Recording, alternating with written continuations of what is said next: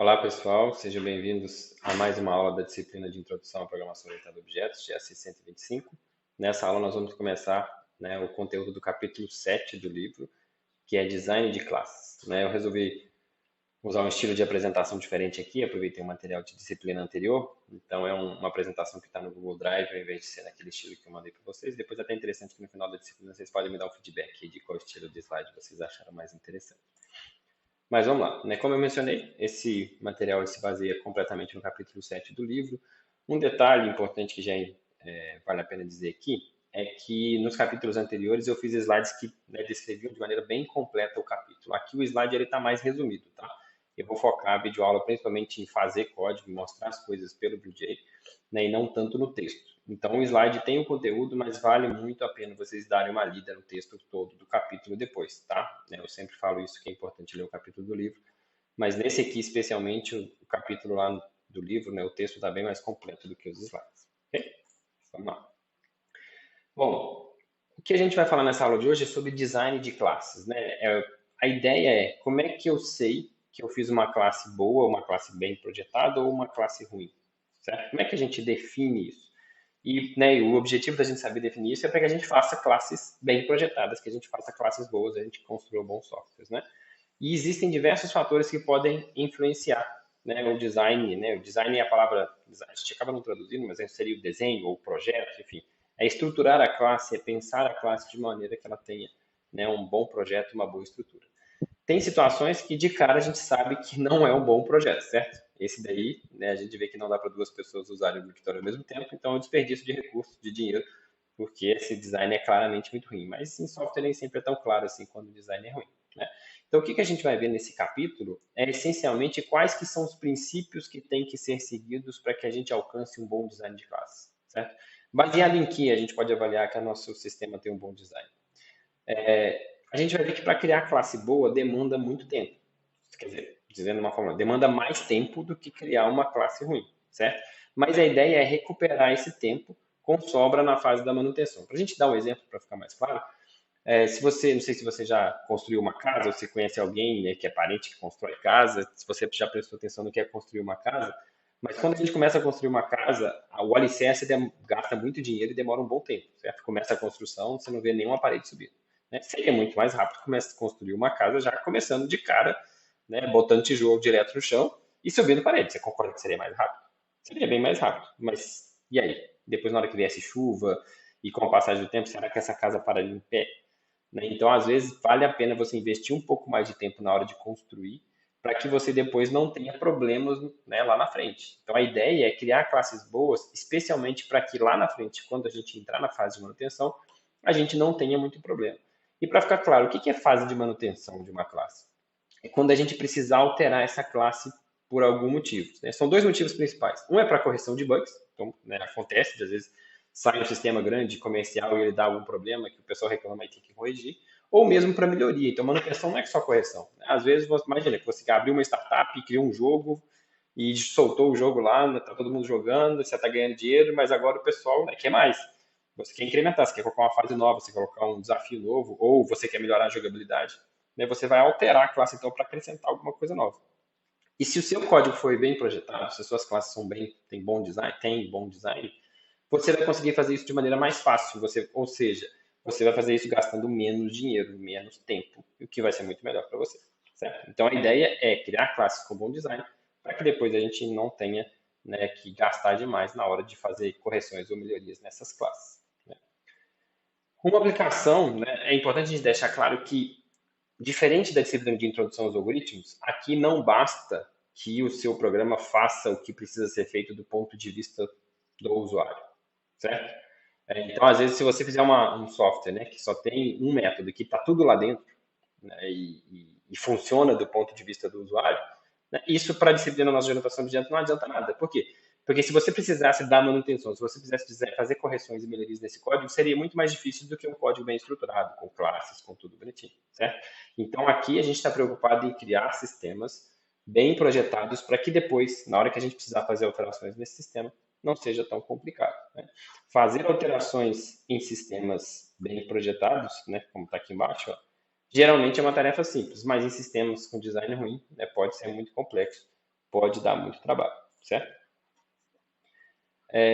Em sistemas grandes, os problemas de classes mal estruturadas podem surgir ainda durante o projeto. Então, eu estou falando assim, que no futuro a gente vai fazer manutenção e pode dar problema, mas às vezes, assim, eu comecei um projeto e eu, né, imagina que é um software grande que vai demorar 6 meses para fazer, né, você abriu sua startup, conseguiu um investidor e tem dinheiro para pagar a equipe 6 meses, mas aí já começa mal, daí no segundo, terceiro mês as coisas já começam a ser muito difíceis de fazer, porque as classes estavam mal projetadas, né? Então, aqui um exemplo de algo que deu errado ainda durante o projeto, né? Se no começo do projeto as classes forem mal projetadas, mais adiante diversos problemas surgirão e o custo do projeto pode prejudicar a empresa ou até inviabilizar o projeto. Pode ser que você termine os 6 meses e não conseguiu completar, não conseguiu fazer aquilo que você estava planejando. Tá? Então, é muito comum, né, mas de toda forma, reforçando a questão de manutenção, é muito comum que uma empresa mantenha uma aplicação por vários anos. Né? Você lança um sistema, aquele sistema começa a vender e você vai manter aquele sistema por 3, 5, 10, 15 anos, né, evoluindo com o tempo.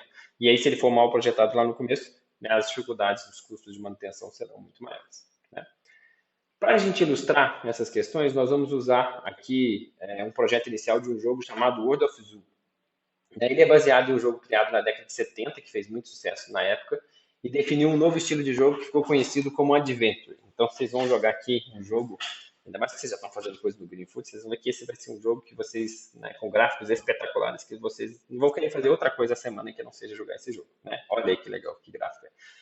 Na verdade, ele é um jogo em modo texto. Né? Lá na década de 70, os computadores não conseguiam, né, os monitores não tinham tecnologia para exibir imagem. Então, exibiam apenas texto. Aqui já está bem avançado, porque já está mostrando com letra verde e branca, com tamanho diferente. Né? Mas, a princípio, era tudo do mesmo tamanho, tudo só letra branca.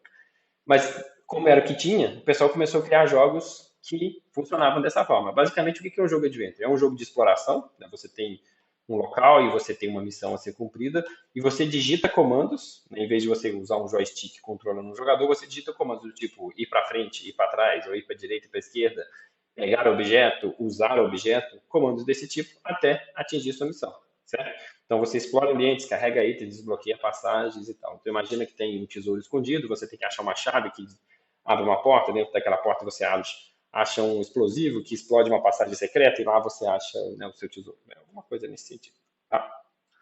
Então é um jogo de exploração e aventura, mas sem gráficos. Você basicamente lê a descrição de um ambiente e escreve palavras que indicam comandos a serem realizados no jogo. Tá? Então, o que a gente vai fazer agora? Né? Antes de falar de o que a gente vai fazer, era assim, né, que as crianças se divertiam nas décadas de 70 e início da década de 80. O que você vai fazer agora? Você vai abrir o projeto Zoo Ruim, né, e experimentar o jogo.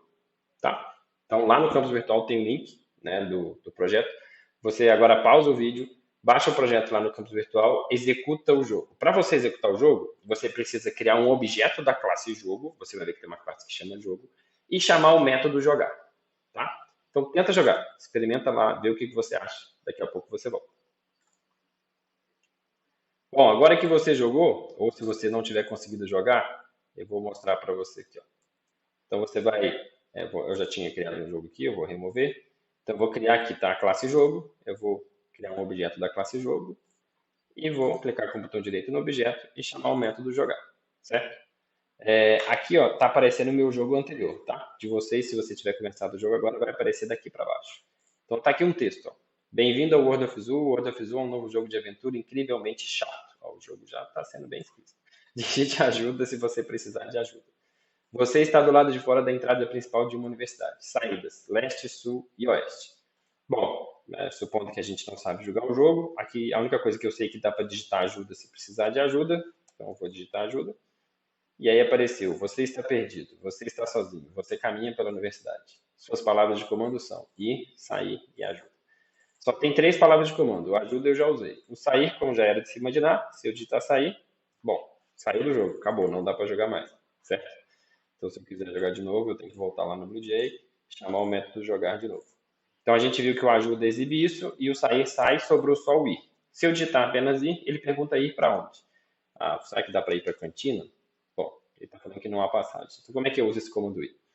Repare que eu estou do lado de fora da entrada principal da universidade e tem as saídas leste, sul e oeste. Então eu posso digitar, por exemplo, ir leste.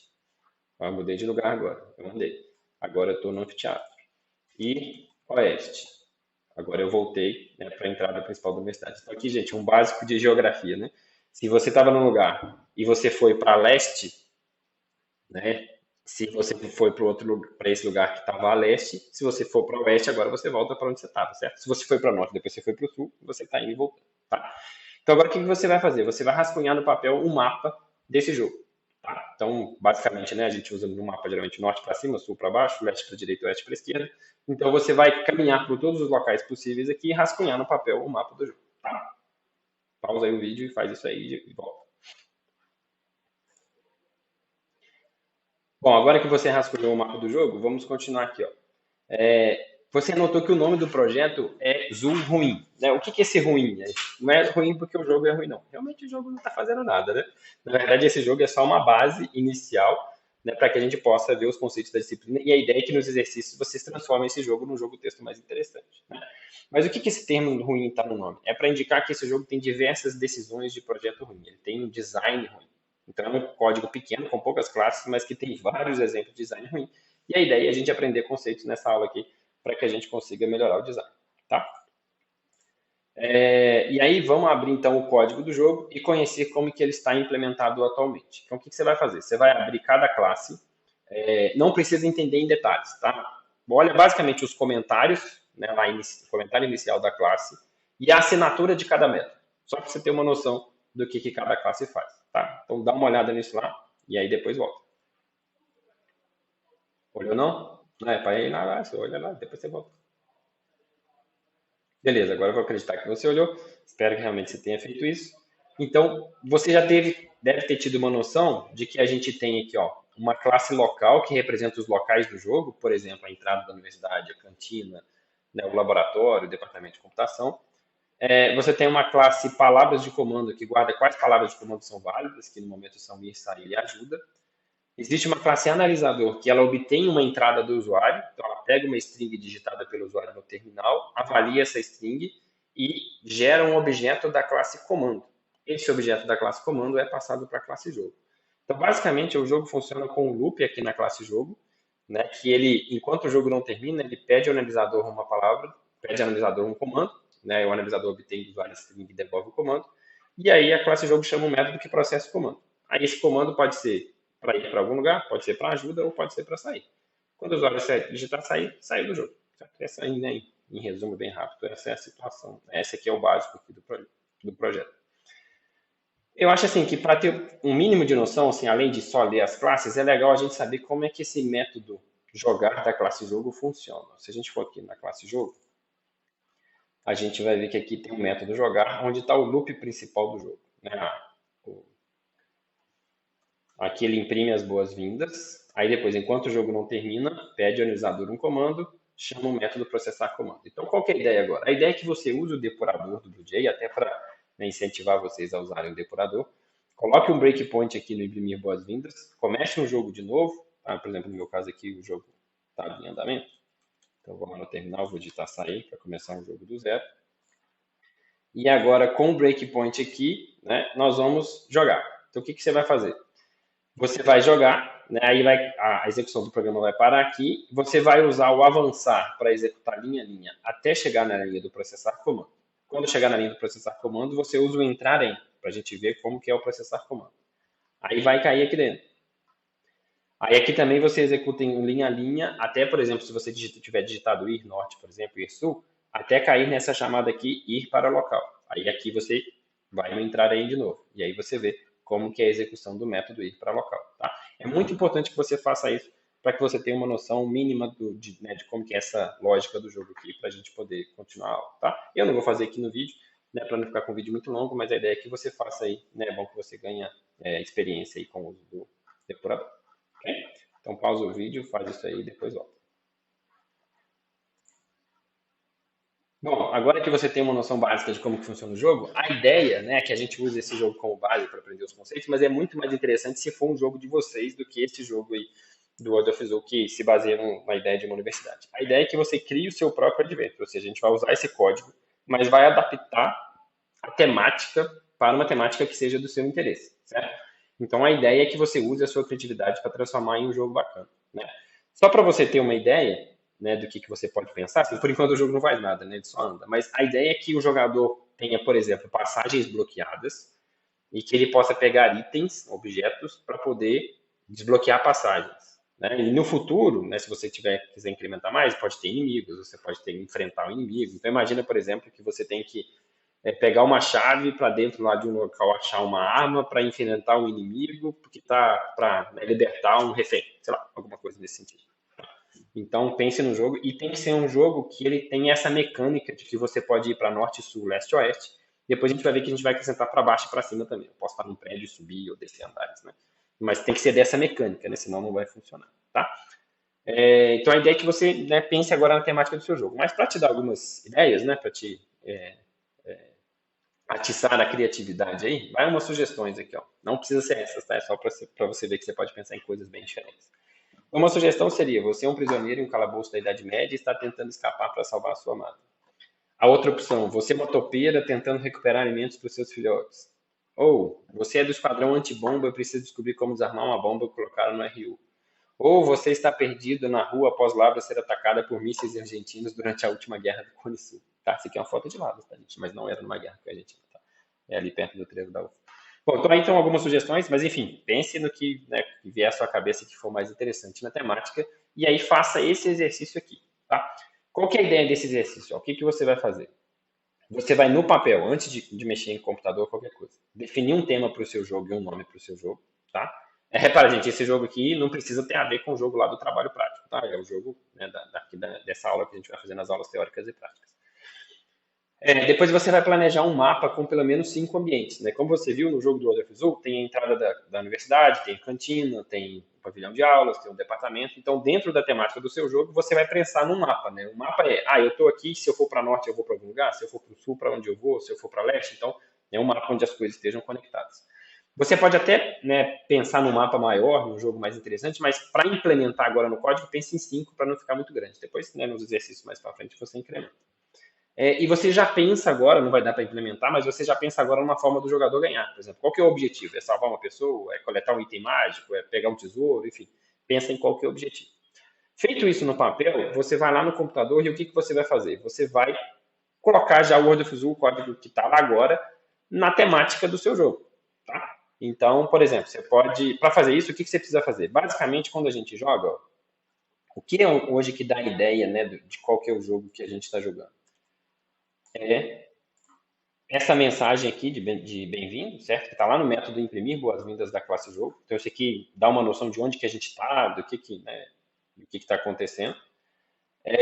Essas mensagens aqui dos locais, quando você entra no local, ele diz onde que está lá no método criar ambientes, tá? Então, você vai mexer no método imprimir boas-vindas para mudar aquela mensagem inicial. Vai mexer no método criar ambientes. Você vai ver, aqui, desculpa, a gente está até uma correção, chama criar locais agora. Eu esqueci de mudar isso aqui no slide, tá? É porque antes eu chamava isso de ambiente, mas eu resolvi traduzir agora como local. Então tem um método chamado criar locais. Você vai lá no método criar locais e altera. Lá você vai ver que lá que você define quais são os locais. Então, de acordo com o mapa que você fez aqui, você define agora os locais. E aí você coloca um texto que represente bem esses locais. E tem também o imprimir ajuda, porque quando a gente digita ajuda aqui, ó, o texto que aparece tem a ver, né, com a temática do jogo. Repare que como é um jogo puro texto, né, quanto mais criativo, melhor. Ou seja, se você colocar coisas muito curtas, tipo assim, você cria, sei lá, o meu jogo tem, os ambientes são cozinha, sala, quarto. E a descrição é, na cozinha, na sala, no quarto. Não fica tão legal. Agora, se for do tipo assim, numa cozinha cheia de utensílios, com gás vazando e com uma janela quebrada, sei lá, tô inventando coisas aqui. Né, fica uma coisa mais interessante na hora de jogar, certo? Então, pausa o vídeo, né, faz as duas coisas. Faz essa parte aqui no papel e depois faz as alterações lá no código. Lembrando, gente, que essas alterações no código depois você precisa entregar, né, para valer a presença aqui na aula teórica. Né? Então é importante fazer esse exercício, é melhor fazer agora do que depois. Faz aí e depois você volta. Bom, agora que você fez o exercício, vamos falar, né, de que critérios a gente pode dizer a gente pode usar, na verdade, para dizer que uma classe tem bom design ou um design ruim. Basicamente, nós precisamos de parâmetros para comparar. Imagina que eu peço um exercício, né, de implementação, o trabalho prático da disciplina, por exemplo, e eu tenho dois grupos. Os dois grupos fizeram, né, o trabalho com o mesmo tema, mas a implementação é diferente. Como é que eu sei que um trabalho tem um design melhor do que o outro trabalho? Eu preciso de alguma coisa para poder comparar, certo? Eu vou comparar baseado em quê? Tem dois parâmetros principais, né, fundamentais para a gente comparar, né, o design de classes, que são acoplamento e coesão. O que é acoplamento? O acoplamento ele trata da interconexão entre as classes, certo? Como assim interconexão entre as classes? Quando uma classe chama um método da outra classe, quer dizer que existe uma conexão entre elas, certo? Então, se a gente vê, por exemplo, na Inward of Zoo, a classe jogo chama método da classe ambiente. Então, existe uma conexão entre a classe jogo e a classe ambiente. E a ideia do acoplamento é que, se você tem um sistema onde várias classes chamam métodos umas das outras, quer dizer que a gente tem uma alta conexão, quer dizer que a gente tem um alto acoplamento. Agora, se a gente tem um sistema onde as classes, poucas classes chamam o método uma das outras, a gente tem um baixo acoplamento. Bom, mas que situação que é melhor? Acho que fica mais fácil se eu tentar desenhar aqui. Ó. Imagina que você tem um sistema, certo? Com 6 classes. Tá? Não vai ficar muito bonito aqui não, mas tudo bem. Então, você tem um sistema com 6 classes. E aí, nesse sistema aqui, ó, essas linhas representam chamadas de método. Imagina que nessa implementação, todas as classes chamam métodos uma das outras. Certo?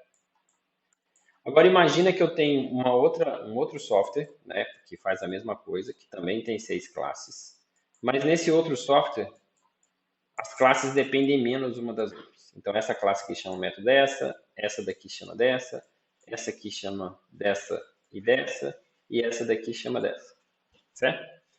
Esse caso da esquerda aqui, ó, é um caso de alto acoplamento. Esse caso da direita é um caso de baixo acoplamento, certo? Qual será que é melhor? Qual você acha que é melhor? Um alto acoplamento ou um baixo acoplamento? Para a gente pensar isso, ó, imagina o seguinte. Imagina que a gente precise fazer uma alteração nessa classe aqui, ó. Ok? Ou seja, aqui nesse caso de cá seria essa classe aqui. Qual que será o impacto de fazer uma alteração nessa classe, nessa versão do sistema? Repare que como essa classe tem conexão com várias outras classes, qualquer alteração aqui pode ter um impacto direto nessa classe, nessa classe, nessa classe, nessa classe e nessa classe. Ou seja, no sistema inteiro. Agora de cá, qualquer alteração que eu fizer nessa classe tem um impacto direto somente nessa classe aqui. Então, fazer uma alteração aqui nesse sistema da esquerda tem um impacto, um potencial de problema muito maior do que a alteração aqui na direita. Então, por isso que um baixo acoplamento é um design muito melhor do que um alto acoplamento, certo? Nós vamos ver um exemplo aqui no código do Adafruit, que vai dar um pouco essa ideia de como é que a gente consegue fazer para atingir o baixo acoplamento. Uma dúvida que geralmente surge nesse conteúdo é que, assim, quando o sistema cresce, é normal que as classes precisem chamar métodos uma das outras, tá? Porque também, se a classe não chama método da outra, ela não integra no sistema, né? Mas a ideia é que as classes dependam o menos possível uma da outra, que chamem menos possível métodos de outras classes. E isso vai trazer um sistema com melhor design. Ok?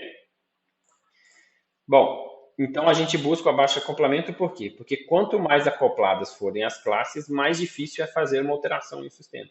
Já que uma alteração em uma classe pode gerar alterações em cadeia em diversas outras classes. E aí aumenta o custo, aumenta a dificuldade. Tá? O outro parâmetro que a gente pode usar para dizer se um projeto tem um design bom ou ruim é coesão. E o que é coesão? Coesão se refere a quantas e quão diferentes são as tarefas sob a responsabilidade de uma unidade de aplicação, sendo que unidade a gente pode entender como um método, uma classe ou um conjunto de classes. É muito blá blá blá. Vamos tentar deixar isso um pouco mais claro. Vamos pegar aqui primeiro coesão de método. Tá? Então, imagina que a gente tem um método. Eu acho até que eu vou fazer um exemplo aqui num arquivo texto. Deixa eu abrir um arquivo texto aqui. Que eu acho que vai ser mais fácil. Imagina que você tem...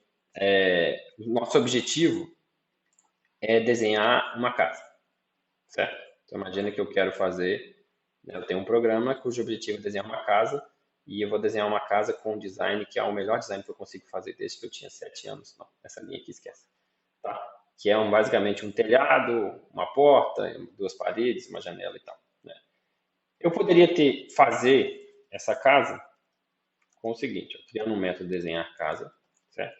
E suponha que eu já tenho, aqui no meu sistema, em alguma classe, eu já tenho um método desenhar linha, certo? Então eu poderia fazer o seguinte, ó. Eu poderia desenhar primeiro o telhado, certo? Para eu desenhar o telhado usando o método desenhar linha, que eu passo aqui a posição da linha, onde começa e onde termina, eu precisaria de quantas linhas para desenhar o telhado? Se o meu telhado é um triângulo, eu preciso de 3 linhas, certo? Aí depois eu desenho a porta. Aí eu vou precisar de 4 linhas. Aí depois eu desenho a parede da sala. Aí eu vou precisar de mais 4 linhas de novo. Certo? Beleza. Então essa é uma forma de fazer. Tá? Mas suponha que outra pessoa tem uma outra ideia. Ao invés dela pegar um método, desenhar casa, e fazer todos os desenhar linha aqui dentro, ela resolve fazer o seguinte. Ela cria um método, desenhar quadrado, que recebe aqui... Eu não vou fazer todos os detalhes não, tá, gente? Acho que dá para vocês acompanharem. Qualquer dúvida vocês me falam. Ela recebe aqui os parâmetros necessários e ela simplesmente desenha um quadrado. Então ela vai ter, para desenhar um quadrado, eu preciso de 4 linhas. Tá? Aí ela resolveu criar também um método, desenhar triângulo. Recebe os parâmetros necessários aqui e aí usa 3 linhas para poder desenhar um triângulo. E aí agora ela usou esses métodos desenhar quadrado e desenhar triângulo para criar um método desenhar casa dela. Então, ao invés dela desenhar, que tem um método desenhar casa, que tem um monte de desenhar linha, o que ela faz? Para desenhar o telhado, ela chama um método desenhar triângulo e passa os parâmetros necessários. Para desenhar a porta da sala, ela chama um método desenhar quadrado e passa os parâmetros necessários. Para desenhar a parede da sala, a mesma coisa, certo? Então, repara que eu tenho duas formas de fazer. Essa de cima, a primeira aqui, ó, que eu tenho um único método desenhar casa, né, e vários desenhar linha em sequência aqui para desenhar a casa inteira. E tem o outro onde eu quebrei, né, modularizei, né, em métodos menores. Um método chama desenhar quadrado, outro desenhar triângulo, e usei o desenhar quadrado e o desenhar triângulo, né, para implementar. Qual forma vocês acham que é melhor para dar manutenção? Para que depois, né, imagina que alguém chega, nunca tinha visto esse código, chegou na empresa agora e vai dar manutenção. Será que é mais fácil dar manutenção nesse código ou nesse código? O que vocês acham? Para dar um exemplo, para ficar mais claro ainda, imagine que na hora de fazer aqui, né, essa implementação, eu acabei errando na terceira linha dos quadrados aqui. Né? Por exemplo, vai fazer, né, o quadrado tem 3 linhas, imagine na terceira linha tem uma ponta errada. Nessa implementação, eu teria que corrigir essa linha aqui e teria que corrigir essa linha também. E, na verdade, depois eu tenho parede do quarto, eu tenho janela, ou seja, eu teria que fazer a correção 4 vezes. Nessa de baixo, eu corrigiria aqui, certo? A terceira linha do quadrado e pronto. Não precisaria corrigir em mais nenhum lugar. Por quê? Porque eu estou reaproveitando o desenhar quadrado aqui, certo? Então, repara que essa segunda solução ela é muito melhor. Ela dá muito menos trabalho e ela é até mais fácil de ler. Tive que pausar aqui, que me deu uma crise de tosse aqui. Mas, enfim, eu estava dizendo que essa segunda opção era até mais fácil de ler, de entender o código, e ela é mais fácil da manutenção. Mas essa solução aqui, o que a gente, né, o termo que a gente usa para dizer que essa solução é melhor, é que ela tem uma alta coesão, enquanto essa solução aqui tem uma baixa coesão. Mas o que é coesão mesmo? Coesão é quantas e quão diferentes são as tarefas sob responsabilidade de uma unidade de aplicação, no caso o método. O fato é que aqui, ó, eu tenho um método que tem uma missão muito específica, que é desenhar um quadrado. É um método pequenininho que faz uma coisa bem específica. Aqui tem um método também que faz uma coisa bem específica, que é desenhar um triângulo. Então quer dizer que esses dois métodos eles têm uma alta coesão, certo? Eles fazem poucas coisas. Eles têm uma missão bem específica. O método desenhar casa também. Ele tem uma alta coesão, porque repara que o objetivo dele é desenhar uma casa a partir, né, de métodos que já fazem, né, uma parte desse trabalho. Então ele não está desenhando uma casa inteira usando linhas, ele está usando quadrados e triângulos para desenhar uma casa. Ele tem uma alta coesão. Enquanto esse aqui tem uma baixa coesão. Por quê? Ele é muito grande, ele faz várias coisas. E repara que na prática aqui, ó, ele está desenhando um quadrado, aqui também está desenhando um quadrado. Então, assim, ele desenha quadrados e triângulos e ao mesmo tempo monta uma casa com tudo isso. Então, ele tem uma baixa coesão. Tá? Então, um sistema com bom design é um sistema onde cada método tem uma missão muito bem específica, né, e não faz um monte de coisa diferente. Tá? Isso que é coesão de método. Então, em um sistema com alto grau de coesão, cada método e cada classe é responsável por uma tarefa bem definida. Aí eu falei de método, né? Classe é a ideia mesma. Quando eu tenho uma classe, a classe ela tem que representar, né, um tipo de objeto só. Eu não posso fazer com que aquela classe represente mais de um tipo de objeto. Por exemplo, eu tenho uma classe pessoa, né? Então, ela tem que representar objetos pessoa. Eu tenho uma classe carro, ela tem que representar objetos que são carro. Mas imagine que dentro da minha classe carro tem um monte de atributo de motor. Tem a potência do motor, tem o modelo do motor, tem, sei lá, nem sei o que mais tem no motor, sei lá. tem a fabricante do motor, tem vários dados lá que são específicos do motor. Se isso estiver diretamente dentro de uma classe carro, quer dizer que minha classe carro tem baixa coesão, porque ela representa o carro e o motor do carro ao mesmo tempo. O ideal era ter uma outra classe chamada motor, que tivesse todos esses dados do motor, e aí a classe carro tem um objeto da classe motor. Isso faz mais sentido, isso tem mais coesão. Isso é um sistema mais fácil de dar manutenção. Tá? Então, um método deve implementar uma operação lógica, uma classe deve representar uma única entidade. Tá? E por que a gente busca o alto grau de coesão? Para a gente maximizar a reutilização de código. Esse termo também é importante, ó, reutilização de código. Eu estou bom para desenhar aqui. Eita, não era para desativar, não. Deixa eu riscar bonitinho aqui. Ó. O que é reutilização de código? É você usar um código mais de uma vez sem ter que escrever mais de uma vez. Então, nesse exemplo nosso aqui, ó, nessa solução de baixo, quando a gente faz duas chamadas ao desenhar quadrado, a gente está reutilizando esse código aqui. Ó. Esse código foi digitado uma vez só, mas ele está sendo executado em mais de um lugar, né, a partir de mais de um lugar. Então, a gente está reutilizando essa implementação. É o contrário daqui de cima, onde a gente está replicando, né, a gente chama de replicação ou duplicação de código. A gente está escrevendo o código mais de uma vez. Tá? Então, reutilizar é muito melhor do que duplicar. Okay? Se um método faz uma única coisa muito bem definida, a chance dele poder ser reutilizado é muito maior. Então, repara que a gente conseguiu fazer várias chamadas do desenhar quadrado, porque o desenhar quadrado faz uma coisa muito específica. Então, é mais fácil de surgir a oportunidade de usar o método de novo. Né? Da mesma forma, uma classe que representa uma única entidade pode ser mais facilmente aproveitada em mais de uma situação. Certo? Bom, gente, esses são os conceitos principais. Coesão e acoplamento. Tá? Vocês começaram aí a implementação, né, a alteração na classe, no projeto World of Zoo, né, com o tema de vocês. E no próximo vídeo, né, eu considero que o próximo vídeo assim, é uma das principais partes da disciplina de orientação a objetos que vocês vão perceber, né, claramente a diferença entre fazer um código bom e um código ruim. Então, o que a gente vai fazer no próximo vídeo? No próximo vídeo, eu vou começar fazendo uma alteração no World of Zoo, que é fazer uma saída para baixo. Então, nós vamos colocar lá uma saída para baixo no nosso jogo. No meu caso aqui do World of Zoo, eu vou colocar um porão lá no laboratório de programação. E vocês vão ver quantas alterações a gente vai precisar para poder fazer isso. Depois nós vamos fazer um design melhor e comparar quantas alterações são necessárias para fazer a saída para cima, que é basicamente a mesma coisa, mas a gente vai comparar a dificuldade que foi mexer no sistema com design ruim com a dificuldade que é mexer no sistema com design bom. Tá?